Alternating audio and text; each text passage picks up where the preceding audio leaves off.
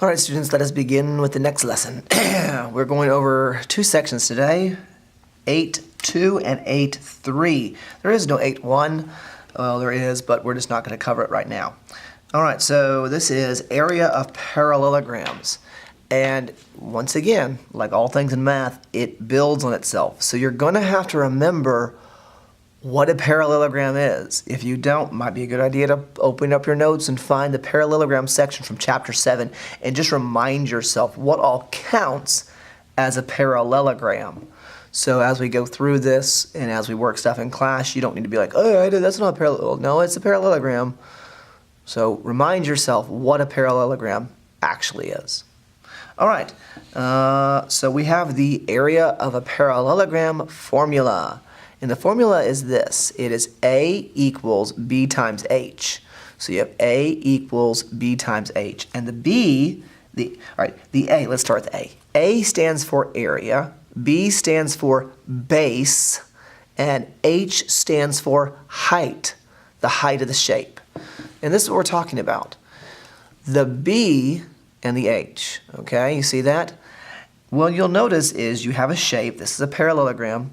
And the H is going to be a dashed line typically that is going from one side of the shape to the other. And the height forms a right angle with the base. So this is the base, okay? It doesn't matter. I could take this shape and turn it like this. The dashed line is still here, and even though this now looks like it's on the side, and this looks like it's on the bottom, this is still the base. The base is determined by the height. It's whatever this guy forms a right angle with. And he forms a right angle with this bottom side right here. So that's what makes it the base. And that's true for all of the shapes that we're going to be using that use base. So more than just parallelograms do this. Okay, so you need to understand the base and height. If you didn't get that, you need to rewind the video, watch that again, make sure you understand what I'm saying, okay? Put a question mark if you don't. All right, so here's some examples. We're given a parallelogram like so.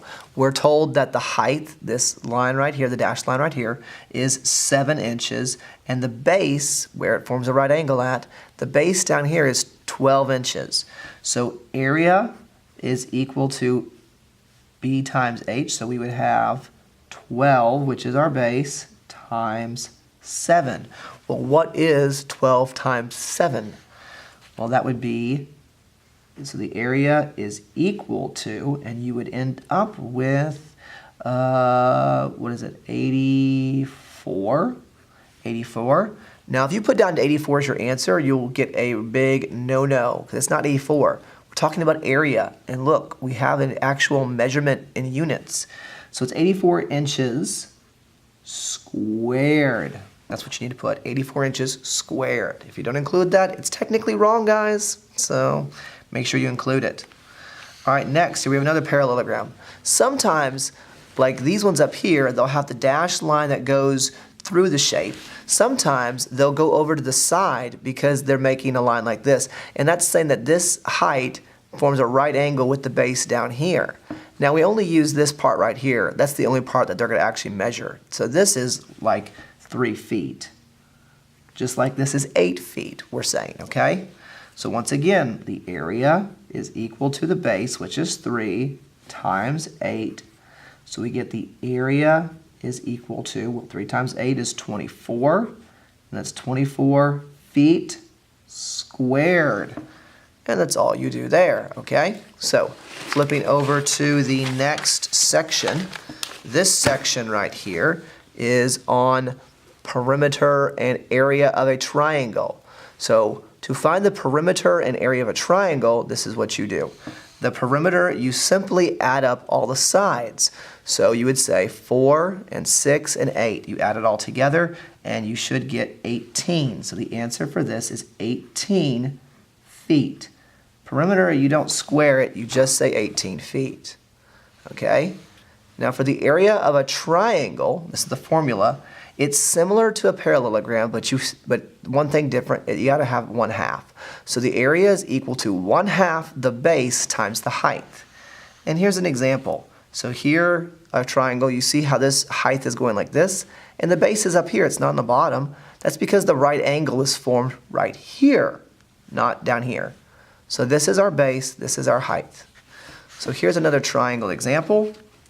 So you have 18 is the base, 9 is the height. So you would have A is equal to 18 times 9. We're missing something. Don't forget about that 1/2. We're multiplying. So 1/2 times 18 is 9. 9 times 9 is 81. So the area for this is equal to 81 inches squared. Okay? So that's the example right there. If you need to see some more, you can always look at some examples from the textbook. We are going to go over this more in class, so this is just more of an introduction. Didn't understand something? Pause the video and try to work it out yourself, or go back and watch it again. All right? See you in class. Bye-bye.